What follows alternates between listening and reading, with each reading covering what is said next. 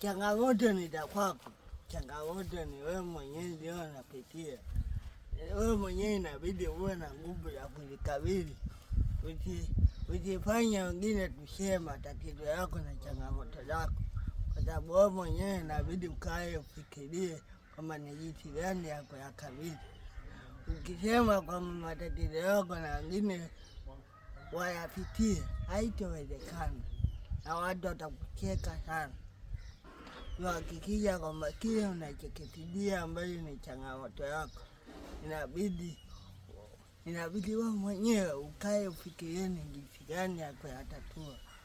Wengi wanaharibu heshima yao, wanaharibu status yao kwa sababu changamoto zao wanataka wengine pia wajue. Kuna wakati mwingine changamoto zinakuja ili wewe uimarike. Kwa hiyo usitaki wengine wayapitie unayoyapitia. Kaa utafakari uyatatua.